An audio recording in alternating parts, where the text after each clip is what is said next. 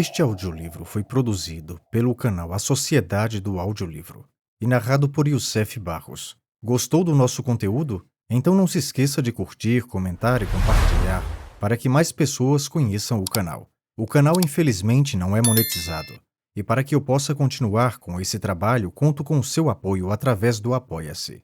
Acesse o link do Apoia-se na descrição do vídeo e entenda a importância do seu apoio, sem o qual não posso dar seguimento a esse projeto. Muito obrigado e boa leitura a todos. Capítulo 4. Uma tarde, um mês depois, Dorian Gray achava-se estendido em uma luxuosa poltrona, na pequena biblioteca da casa de Lord Henry, em Mayfair. A biblioteca era, no gênero, um atraente retiro, com altos forros lavrados de carvalho azeitonado, a frisa e o teto creme destacando a moldura e o tapete persa, cor de tijolo, de longas franjas de seda. Sobre uma mesinha de madeira brunida havia uma estatueta de Clodion, ao lado de um exemplar das 100 novelas, encadernado para Margarida de Valois por Clovis Eve, e semeado de boninas de ouro, escolhidas para emblema por essa rainha. Em grandes vasos azuis da China, achava-se dispostas tulipas listradas sobre o pano da chaminé. A viva luz adamascada de um dia de verão londrino entrava à farta através dos pequenos losangos de chumbo das janelas. Lord Henry ainda não havia entrado. Ele andava sempre atrasado por princípio, sendo de opinião que a pontualidade era um roubo de tempo. O adolescente parecia, assim, contrariado, folheando descuidadosamente com o dedo uma edição ilustrada de Manon Lescaut, que encontrara numa das prateleiras da biblioteca. Incomodava-o o tic-tac monótono do relógio Luís XIV. Uma vez ou duas, lembrava de se partir. Enfim percebeu o ruído de passos, fora, e a porta abriu-se. "Como chegas atrasado, Harry?" murmurou ele. "Receio que não se trate de Harry, Mr. Gray", falou uma voz clara. Ele abriu vivamente os olhos e endireitou-se. "Peço perdão, pensava... Acreditava que fosse meu marido? É apenas sua esposa. É preciso que eu me apresente por mim mesma. Conheço-o muito bem pelas suas fotografias. Creio que meu marido possui ao menos 17. Não, como 17, Lady Henry? Bom, então 18. E ainda a noite passada o vi em sua companhia na ópera." Ela ria nervosamente falando-lhe e o observava com seus olhos de miosotes. Era uma curiosa mulher, cujos vestidos pareciam concebidos em acessos de raiva e preparados sobre uma tempestade. Estava sempre intrigada com alguém e, como seu amor jamais fora correspondido, conservava todas as ilusões. Procurava parecer pitoresca, mas só conseguia ser desordenada. Chamava-se Victoria e tinha uma mania inveterada de ir à igreja. "Foi durante o Lohengrin, Lady Henry?" "Sim, foi durante esse precioso Lohengrin. Amo Wagner mais que ninguém. É tão curioso que se pode conversar durante todo o tempo sem ser ouvida. É uma grande vantagem, não concorda, Mr. Gray?" O mesmo riso nervoso escapou de seus lábios finos e ela começou a brincar com um longo corta-papel de escamas. Dorian sorriu, abanando a cabeça. "Receio não ser da mesma opinião, Lady Henry. Eu nunca falo durante a música. Ao menos durante a boa música. Se ouve má música, é dever abafá-la com o rumor da conversa." "Ah, aí está uma ideia de Harry, não é, Mr. Gray? Apanho sempre as suas opiniões por meio de seus amigos. É mesmo o único meio que tenho para conhecê-las. Não pense, porém, que não gosto de boa música. Adoro-a, posto que me atemorize, faz-me um pouco romanesca. Tenho simplesmente um culto pelos pianistas. Já adorei 2 de uma vez só, como me dizia Harry. Nem sei o que me eram. Talvez fossem estrangeiros. Quase todos o são, até mesmo os nascidos na Inglaterra, não é verdade? É uma habilidade da parte deles e uma homenagem prestada à arte fazê-la cosmopolita. Mas por que não vem às minhas reuniões, Mr. Gray? É preciso vir. Não posso oferecer orquídeas, mas não poupo despesa alguma para atrair os estranhos. Eles se prestam a uma camaradagem tão pitoresca. Eis Harry. Harry, eu vinha pedir-te qualquer coisa, não sei o quê. E aqui encontrei Mr. Gray. Tivemos uma palestra divertida, a propósito da música. Temos afinal as mesmas ideias. Não, creio que divergimos, mas ele foi verdadeiramente amável. Sinto-me muito contente por havê-lo descoberto." Estou enlevado, minha querida, todo enlevado, disse Lord Henry, soerguendo as sobrancelhas negras e arqueadas e contemplando os dois com um sorriso faceto. Sinto-me seriamente contrariado por chegar tão atrasado, Dorian. Estive em Wardour Street, procurando um pedaço de velho bocado e precisei negociar 2 horas. Hoje cada qual sabe o preço de tudo e ninguém sabe o valor de coisa alguma. Sou forçada a deixá-los, exclamou Lady Henry, rompendo o silêncio com uma intempestiva risada. Prometi à duquesa acompanhá-la de carro. Até a vista, Mr. Grey. Até a vista, Harry. Vão jantar fora? Eu também. Talvez os encontre em casa de Lady Thornbury. É provável, cara amiga, disse Lord Henry, cerrando a porta depois de ela passar. Semelhante a uma ave de paraíso que houvesse passado a noite sob a chuva, ela voou, deixando um sutil odor de frangipane. Ele acendeu um cigarro e atirou-se ao canapé. Nunca te cases com uma mulher de cabelos cor de palha, Dorian, aconselhou ele depois de algumas baforadas. Por quê, Harry? Porque são muito sentimentais. Eu gosto de pessoas sentimentais. Não te cases nunca, Dorian. Os homens se casam por fadiga, as mulheres por curiosidade. Todos são logrados. Não creio que esteja em ponto de me casar, Harry. Sou excessivamente amoroso. Eis um dos meus aforismos. Eu o ponho em prática, como tudo o que dizes. De quem andas amoroso? Perguntou Lord Harry depois de uma pausa. De uma atriz, confessou Dorian Gray corando. Lord Henry sacudiu os ombros. É um início bem comum. Não dirias isso se a houvesse visto, Harry. Quem é? Chama-se Sibyl Vane. Nunca ouvi falar. Ninguém ouviu, mas hão de falar dela um dia. É genial. Meu caro ingênuo, nenhuma mulher é genial. As mulheres formam um sexo decorativo. Nunca sabem o que dizer, mas dizem-no de uma maneira admirável. As mulheres representam um triunfo da matéria sobre a inteligência, assim como os homens representam um triunfo da inteligência sobre os costumes. Harry, podes afirmar isso? Meu caro Dorian, é absolutamente verdadeiro. Analiso a mulher neste momento e, assim, devo conhecê-la. O assunto é menos abstrato do que eu pensava. Em resumo, descubro que só há 2 espécies de mulheres: as naturais e as postiças. As mulheres naturais são muito úteis. Se queres adquirir uma reputação de respeitabilidade, só tens que conduzi-las a cear. As outras são inteiramente agradáveis. Todavia, cometem uma falta. Pintam-se para ensaiar o remoçamento. Nossas avós pintavam-se para parecer mais brilhantes. O vermelhão e o espírito andavam juntos. Tudo isso acabou. Enquanto uma mulher pode parecer 10 anos mais moça que a sua própria filha, está perfeitamente satisfeita. Quanto à conversação, não há mais de 5 mulheres em Londres às quais valha a pena dirigir-se a palavra. E 2 dentre elas não podem ser recebidas em uma sociedade que se respeita. A propósito, fala-me do teu gênio. Desde quando a conheces? Ah, Harry, as tuas ideias me aterrorizam. Não ligues importância. Desde quando a conheces? Há 3 semanas. E como a encontraste? Conto-te sob a condição de que não rias, Harry. Mas não quero que... Afinal, o fato nunca se daria se eu não te houvesse encontrado. Tu me encheste do ardente desejo de tudo saber da vida. Durante dias após o nosso encontro, qualquer coisa de novo parecia pulsar-me nas veias.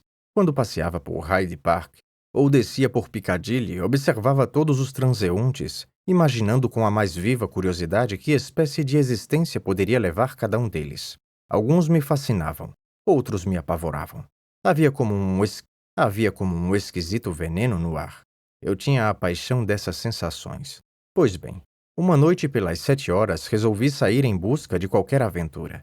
Sentia que a nossa cinzenta e monstruosa Londres, com seus milhões de habitantes, seus sórdidos pecadores e seus pecados esplêndidos, como dizias, deve ter para mim qualquer coisa reservada. Imaginava 1000 coisas. O simples perigo produzia-me uma sorte de contentamento. Lembrava-me de tudo quanto me disseras durante essa maravilhosa tarde, quando jantamos juntos pela primeira vez, a propósito da pesquisa da beleza, o que é o verdadeiro sentido da existência. Não sei bem o que esperava, mas encaminhei-me para leste e logo me perdi em um labirinto de vielas escuras e ferozes e praças de relva pelada. Pelas 8h30, passei diante de um absurdo teatrinho flamejante de fios de luzes e com cartazes multicores. Um horrendo judeu, Vestindo o mais espantoso jaleco que já vi em minha vida, encontrava-se à entrada, fumando um ignóbil charuto. Tinha malenas oleosas e um enorme diamante faiscava no plastrão manchado de sua camisa. "Quereis um camarote, my lord?" disse ele, logo que me percebeu e levantando o chapéu com um servilismo especial. Achei qualquer coisa de divertido nele, Harry. Era um verdadeiro monstro. Tu rirás de mim, bem sei. Mas a verdade é que entrei e paguei um guinéu por esse camarote. Hoje não poderia dizer como isso se passou. E, no entanto, se assim não tivesse sido, meu caro Harry, se assim não fosse, eu teria perdido o mais magnífico romance de toda a minha vida. Percebo que ris. Não fazes bem. Não estou rindo, Dorian. Ou, ao menos, não estou rindo de ti. Mas não precisas dizer o mais magnífico romance da tua vida. Deves dizer o primeiro romance de toda a tua vida. Tu serás sempre amado e estarás sempre amoroso. Uma grande paixão é a sorte daqueles que nada têm a fazer. É a única utilidade das classes desocupadas de um país. Nada receis. Esperam-te prazeres exóticos. Isto é apenas o começo. Julgas-me uma natureza tão fútil? Quis saber Dorian Gray, aborrecido. Não, acho-a até profunda. Que queres dizer? Meu caro filho, os verdadeiros fúteis são os que só amam uma vez na vida. O que eles chamam a sua lealdade ou fidelidade, eu classifico o sono do hábito ou a falta de imaginação. A fidelidade é para a vida sentimental, o mesmo que a estabilidade é para a vida intelectual. Simplesmente uma confissão de impotência. A fidelidade. Eu a analisarei um dia. Há nela a paixão da propriedade. Abandonaríamos muitas coisas se não tivéssemos o receio de que os outros as recolhessem. Não quero, porém, interromper-te. Prossegue tua narração. Bem, achava-me, pois, instalado em um horroroso camarotinho, fronteiro a um vulgaríssimo pano de entreato. Pus-me a contemplar a sala. Era uma lantejoulada, decoração de cornucópias e cupidos. Dir-se-ia a câmara montada para um casamento de terceira classe. As galerias e a plateia regurgitavam de espectadores, mas as duas fileiras de poltronas sujas estavam absolutamente vazias. E havia justamente uma pessoa no que eu suponho que devessem chamar a varanda. Mulheres circulavam com laranjas e cerveja gengibrada. Fazia-se um espantoso consumo de nozes. Como deve ser nos gloriosos dias do drama inglês, com certeza. Muito sem conforto. Aliás, comecei a indagar o que poderia fazer, quando lancei os olhos ao programa. Que imaginas que representavam, Harry? Suponho que O Idiota ou O Mundo Inocente. Nossos pais gostavam muito dessa sorte de peças. Quanto mais vivo, Dorian, mais vivamente sinto que o que era bom para os nossos pais não presta para nós. Em arte, como em política, les grands-pères ont toujours tort. Esse espetáculo era bom para nós, Harry. Era Romeu e Julieta. Devo confessar que me contrariou a ideia de ver Shakespeare representado naquela barafunda. Sentia-me, todavia, intrigado. A todo risco, decidi me esperar o primeiro ato. Havia uma maldita orquestra, dirigida por um jovem hebreu sentado num piano em ruínas, que me provocava a vontade de sair. Mas ergueu-se o pano e a peça começou. Romeu era um gordo gentleman idoso, com sobrancelhas enegrecidas, a rolha queimada, uma voz rouca de tragédia e uma figura como de um barril de cerveja.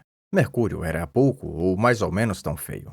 Representava como esses cômicos de baixo grau, que juntam suas insânias aos papéis, e parecia entender-se muito amigavelmente com a plateia. Eram ambos tão grotescos como as decorações. Os espectadores poderiam julgar-se em uma barraca de mascataria. Mas Julieta, imagina, Harry, uma donzela de 17 anos apenas, com a figura de uma flor. Uma pequena cabeça grega com tranças de castanho carregado, olhos apaixonados de profundezas violáceas e lábios como pétalas de rosa. Era a mais adorável figura que eu jamais vira. Disseste-me uma vez que eras insensível perante o patético. Essa beleza, porém, essa simples beleza te traria lágrimas aos olhos. Asseguro-te, Harry, que apenas vi essa rapariga através da névoa de pranto que me umedeceu as pálpebras. E a voz? Nunca ouvi voz igual.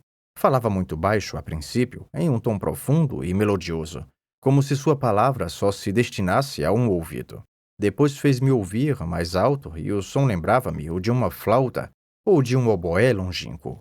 Na cena do jardim havia um êxtase tremente que se percebe antes da aurora, quando cantam os rouxinóis.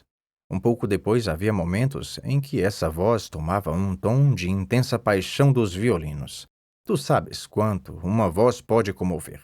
Tua voz e a de Sibyl Vane são duas músicas que nunca mais esquecerei. Quando cerro os olhos, eu as ouço, e cada uma delas fala diversamente. Não sei qual delas seguir. Por que não a amaria, Harry? Amo-a. Ela é tudo para mim na vida. Todas as noites vou vê-la representar. Um dia é Rosalinda e no dia seguinte, Imogênia. Eu a vi morrer no horror sombrio de um túmulo italiano, aspirando o veneno dos lábios de seu amante. Acompanhei-a errando na floresta de Ardennes, disfarçada em rapazote, de gibão e polainas, com um pequeno chapéu. Estava doida e achava-se em face de um rei culpado, a quem fazia tomar ervas amargas. Ela era inocente, e as negras mãos do ciúme comprimiam-lhe a garganta fina como uma cana. Admirei-a em todos os tempos e sob todos os costumes. As mulheres ordinárias não despertam as nossas imaginações. São limitadas à sua época. Nenhuma magia as transfigura. Conhecemos os seus corações como os seus chapéus. Adivinha-se tudo nelas. Em nenhuma delas há mistério. Passam as manhãs no parque e tagarelam em chás à tarde. Trazem os seus sorrisos estereotipados e regulam as suas maneiras pela moda. São perfeitamente límpidas. No entanto, uma atriz... Quão diferente é uma atriz, Harry? Por que não me ensinaste que o único ser digno do amor é uma atriz? Porque já amei demais, Dorian. Oh, sim, horrendas criaturas de cabelos tintos e peles pintadas. Não desprezes os cabelos tintos e as peles pintadas, que muitas vezes têm um encanto extraordinário, disse Lord Henry. Fora melhor não te haver falado de Sibyl Vane. Não poderias agir de outro modo, Dorian. Durante toda a tua vida, de hoje em diante, tu me referirás o que fizeres. Sim, Harry, creio que isso é verdade. Não posso deixar de dizer-te tudo. Exerces uma singular influência sobre mim. Se algum dia cometesse um crime, iria buscar-te para confessá-lo. Tu me compreendes. Os homens como tu, fatídicos raios de sol da existência, não cometem crimes, Dorian. Agradeço-te, todavia, as atenções. E agora dize-me. Passa-me os fósforos. Obrigado. Quando estreitas tuas relações com Sibyl Vane? Dorian deu um salto, ruborizou-se e os seus olhos incendiaram-se. Harry, Sibyl Vane é sagrada. Só as coisas sagradas merecem pesquisa, Dorian, disse Lord Henry com um estranho acento, penetrante. Por que te inquietas? Ela será tua qualquer dia. Quando se ama, a princípio cada um abusa de si próprio, mas sempre acaba abusando dos outros. É o que o mundo chama de um romance. Em todo caso, tu a conheces. Conheço-a, não há dúvida. Desde a primeira noite em que fui ao teatro, o vil judeu veio rondar em torno de meu camarote. E, findo o espetáculo, propôs-me apresentar-me a ela. Revoltei-me e disse-lhe que Julieta estava morta, havia séculos, e que seu corpo repousava em um túmulo de mármore em Verona. Pelo seu olhar estuporado, compreendi que ele teve a impressão de que eu houvesse bebido muito champanhe ou coisa que o valha. Não me surpreendo. Então o homem perguntou-me se eu escrevia em algum jornal. Respondi-lhe que nem sequer os lia. Ele pareceu-me extremamente desapontado. Depois confiou-me que tinha coligados contra si todos os críticos dramáticos e que estes se vendiam. Quanto ao primeiro, nada posso dizer, mas quanto ao segundo, a julgar pelas aparências, eles não devem custar muito caro. Talvez, mas o homem mostrava acreditar que eles estavam acima dos seus recursos, disse Dorian rindo. Nesse ponto apagaram-se as luzes do teatro e eu tratei de retirar-me. Os judeus quis fazer-me fumar charutos, que recomendava insistentemente. Declinei do oferecimento. Na noite seguinte, naturalmente, voltei. Desde que ele me viu, fez-me uma profunda reverência e assegurou-me que eu era um magnífico protetor das artes. Era uma temível alimária, embora alimentasse uma extraordinária paixão por Shakespeare. Disse-me uma vez com orgulho que as suas 5 falências eram inteiramente devidas ao bardo, como ele o chamava com persistência. Parecia possuir nisso um título de glória. Era meu caro Dorian, verdadeiro. Muita gente se arruína por haver muito ousado nesta era de prosa. Arruinar-se pela poesia é uma honra. Quando, porém, falaste pela primeira vez a Miss Sibyl Vane, na terceira noite, ela havia representado Rosalinda. Eu não podia decidir-me, havia-lhe atirado flores e ela me havia olhado. Como eu, ao menos, presumia. O velho judeu insistia, mostrou-se tão resolvido a conduzir-me ao palco que eu, por fim, consenti. É curioso, não achas, esse retraimento? Não. Meu caro Harry, por quê? Eu te direi depois. Agora quero saber o que aconteceu à pequena. Sibyl? Oh, estava tão tímida, tão encantadora. Lembra uma criança? Seus olhos abriam-se maravilhados quando lhe falava no seu talento. Parece absolutamente inconsciente da sua própria força. Creio que estávamos um pouco enervados. O velho judeu fazia caretas no corredor do camarim poeirento, pairando por nossa conta, enquanto nos contemplávamos como crianças. Ele perseverava em chamar-me My Lord, e eu fui forçado a declarar a Sibyl que absolutamente não era tal. Ela disse-me singelamente: Tendes antes um ar de príncipe, e eu quero chamar-vos o príncipe encantador. Realmente, Dorian, Miss Sibyl sabe dirigir um cumprimento. Tu não a compreendes, Harry. Ela me considerava um herói de teatro. Não sabe nada da vida. Vive com sua mãe, uma velha abatida, que na primeira noite representava a Lady Capuleto, uma espécie de roupão vermelho e que parecia ter conhecido melhores dias. Conheço esse aspecto. Desanima, resmungou Lord Henry, examinando os anéis. Os judeus quis contar-me uma história, mas eu declarei-lhe que não me interessava. Tens razão. Há qualquer coisa de infinitamente mesquinho nas tragédias dos outros. Sibyl é o único ente que me interessa. E me importa saber de onde ela vem. De sua cabecinha aos meus pés minúsculos, ela é absolutamente divina. Cada noite ela é mais maravilhosa. Eis porque sem dúvida não jantas comigo. Bem imaginei que tinhas qualquer romance preparado. Não me enganei. Mas isso não é, certamente, o que eu esperava. Meu caro Harry, nós almoçamos e ceamos juntos todos os dias, e fui à ópera contigo várias vezes, disse Dorian, arregalando os olhos azuis espantados. Chegas sempre tão tarde. Não posso, porém, deixar de ver Sibyl? Não posso, porém, deixar de ver Sibyl durante um ato que seja, exclamou ele. Vou faminto à sua presença. E quando penso na alma prodigiosa que se esconde nesse corpinho de marfim, sinto-me angustiado. Pode jantar comigo esta noite, Dorian? Dorian balançou a cabeça. Hoje à noite é Imogênia, amanhã será Julieta. Quando ela é Sibyl Vane? Nunca. Felicito-te. Como és perverso. Ela resume todas as grandes heroínas do mundo em uma só pessoa. É mais que uma individualidade. Tu ris e eu disse-te que ela era genial. Amo-a. É preciso que me faça amar por ela. Tu, que conheces todos os segredos da vida, ensina-me o que devo fazer para que Sibyl Vane me ame. Quero fazer o meu ciumento. Quero que todos os amantes de outrora nos ouçam rir e fiquem tristes. Quero que um sopro de nossa paixão reanime as suas cinzas e os desperte na sua pena. Meu Deus, Harry, como eu a adoro. Dorian ia e vinha de um lado para o outro no gabinete. Um rubor de febre inflamava-lhe as faces. Parecia excitadíssimo. Lord Harry observava com um sutil sentimento de prazer. Como era diferente agora do mancebo tímido, amedrontado, que ele havia encontrado no ateliê de Basil Hallward. O natural havia se desenvolvido como uma flor desabrochada em feitio de uma umbela escarlate. A alma saíra do esconderijo e o desejo a tinha encontrado. O que propões fazer? Interrogou, enfim, Lord Harry. Queria que tu e Basil viesseis comigo vê-la trabalhar uma noite destas. Não tenho a menor dúvida quanto ao resultado. Ambos reconhecerão certamente o seu talento. Então havemos de retirá-la das mãos do judeu. Ele contratou-a por 3 anos, ou 2 anos e 8 meses presentemente. Deverei sem dúvida pagar qualquer coisa. Feito isto, procurarei um teatro em West End e torná-la-ei convenientemente conhecida. Ela extasiará o mundo. Isto é impossível. Sim, ela conseguirá. Ela não só tem talento, o instinto consumado da arte, como uma verdadeira personalidade. E muitas vezes me disseste que eram as personalidades e não os talentos que revolviam as épocas. Bem, quando iremos nós? Vejamos, hoje é terça-feira, amanhã. Ela amanhã interpretará Julieta. Muito bem. No Bristol, às 8 horas. Eu trarei Basil. Às 8 horas não, Harry, por favor. Às 6h30. É necessário que lá estejamos antes da subida do pano.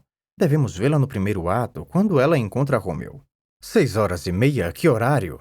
Teremos então um chá ou uma leitura de romance inglês? Escolhamos 7h. Nenhum gentleman janta antes das 7h. Verás Basil ou devo escrever-lhe? Caro Basil, há uma semana não o vejo. Procedo mal com ele. Enviou o meu retrato numa admirável moldura especialmente por ele desenhada. E embora eu tenha ciúmes da pintura, um mês mais moça que eu, devo reconhecer que ela me deleita. Talvez fosse melhor que lhe escrevesses, pois não desejo vê-lo só. Dize-me coisas fastidiosas e dá-me bons conselhos. Lord Henry sorriu. Por prazer, nos desembaraçamos do que precisamos. É o que eu chamo do abismo da generosidade. Oh, Basil é o melhor dos meus camaradas. Mas parece-me um pouco filisteu. Descobri isto, Harry, desde que te conheço. Basil, meu caro, emprega em suas obras tudo quanto há nele de delicioso. A consequência é que só conserva para a sua vida os seus prejuízos, os seus princípios, o seu senso comum. Os únicos artistas que conheci pessoalmente deliciosos eram maus artistas. Os verdadeiros artistas só existem no que produzem e, conseguintemente, as suas pessoas não oferecem interesse algum. Um grande poeta, um verdadeiro grande poeta, é o mais prosaico dos seres. Os poetas inferiores, porém, são os homens mais sedutores. Quanto pior sabem rimar, mais pitorescos se tornam. O simples fato de haver publicado um livro de sonetos de segunda ordem torna um homem perfeitamente irresistível. Este vive o poema que não consegue escrever. Os outros escrevem o poema que não ousam realizar. Creio que é verdadeiramente assim, Harry, disse Dorian Gray, perfumando o lenço com um grande frasco de tampo de ouro que se achava sobre a mesa. Assim deve ser, mesmo porque disses. E agora adeus. Imogênia me espera. Amanhã não te esqueças. Até à vista.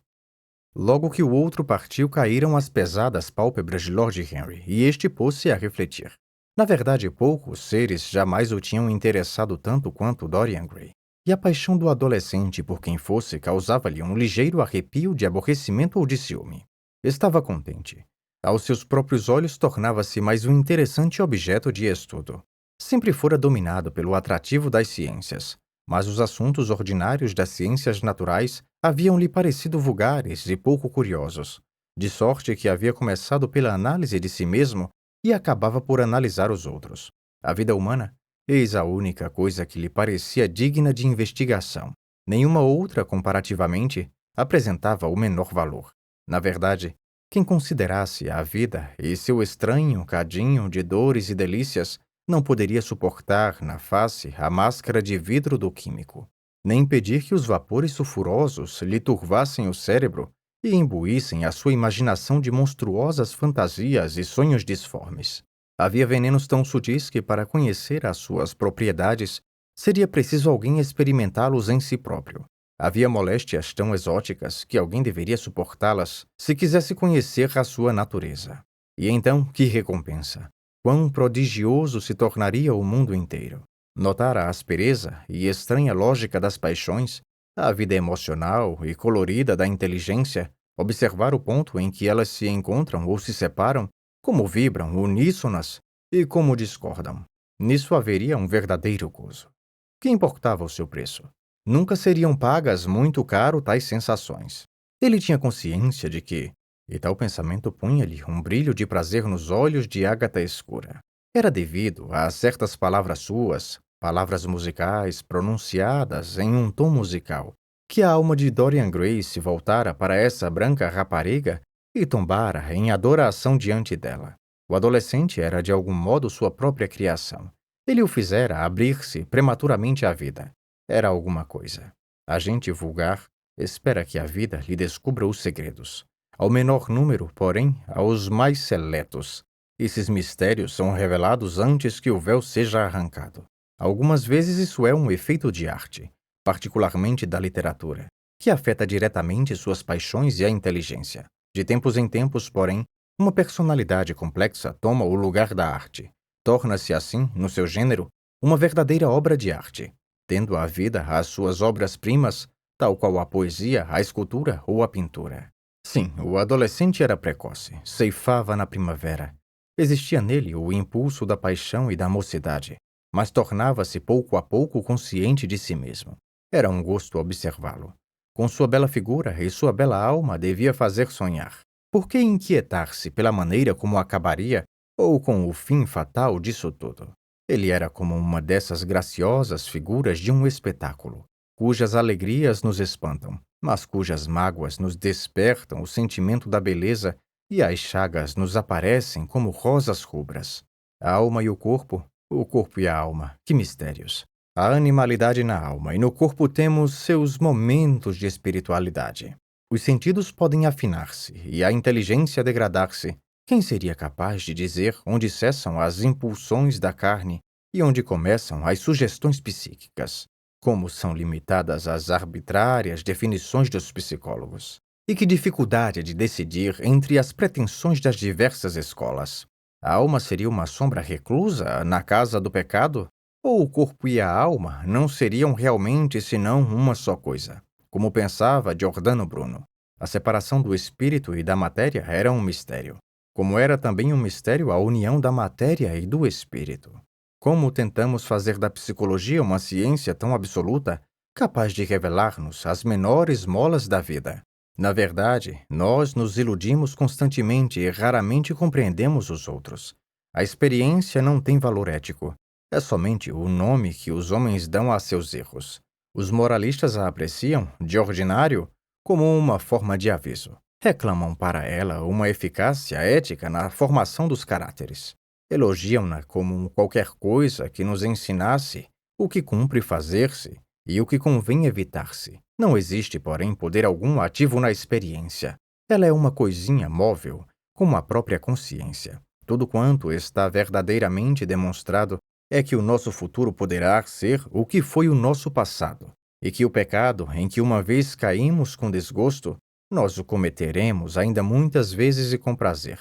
Torna-se evidente para Lord Harry que o método experimental é o único pelo qual se pode chegar à análise científica das paixões e que Dorian Gray era, certamente, para ele um assunto prometedor de ricos e frutuosos resultados. Sua paixão súbita por Sibyl Vane não era um fenômeno psicológico de estreito interesse. Sem dúvida, a curiosidade aí entrava em grande parte, a curiosidade e o desejo de adquirir uma nova experiência. Mas a paixão era mais complexa do que simples. O que continha de puro instinto sensual na puberdade havia se transformado, pelo trabalho da imaginação, em qualquer coisa que parecia ao adolescente alheia aos sentidos e não era, por isso, menos grave. As paixões sobre cuja origem nos enganamos tiranizamo-nos mais violentamente do que todas as outras. Nossos mais fracos motores são aqueles de que conhecemos a natureza. Muitas vezes acontece que, quando pensamos em fazer uma experiência nos outros, fazemo-la em nós mesmos. Enquanto Lord Henry, assentado, refletia sobre todas essas coisas, bateram na porta e seu criado entrou para lembrar-lhe que era tempo de vestir-se para o jantar. Ele levantou-se e espiou a rua. O sol poente inflamava de púrpura e ouro as janelas altas das casas fronteiras. As vidraças lampejavam como placas de metal ardente. No alto, o céu parecia uma rosa fanada. Ele pensou na vitalidade impetuosa de seu jovem amigo, curioso de saber como tudo findaria. Quando regressou à casa às 12:30 da noite, encontrou um telegrama sobre a mesa. Abriu-o e percebeu que era Dorian Gray. Este participava-lhe que havia prometido desposar Sibyl Vane. Ajude a manter a sociedade do audiolivro no ar. Aqui no canal você encontra audiolivros incríveis de obras em domínio público, narrados e produzidos com dedicação por Youssef Barros. Tudo isso de forma gratuita e sem monetização, para que todos tenham acesso à literatura sem barreiras. Se você gosta do nosso trabalho e quer ajudar na produção dos próximos audiolivros, considere fazer uma doação via Pix. Basta escanear o QR Code na tela ou usar a chave Pix na descrição. Além disso, você pode apoiar o canal no Apoia-se, contribuindo a partir de R$ 5 mensais para garantir que esse projeto continue existindo. Muito obrigado a todos que já apoiam. Sua contribuição cobre o tempo investido em narração, pós-produção e artes dos vídeos, permitindo que mais audiolivros cheguem até vocês. Apoie e faça parte desse projeto.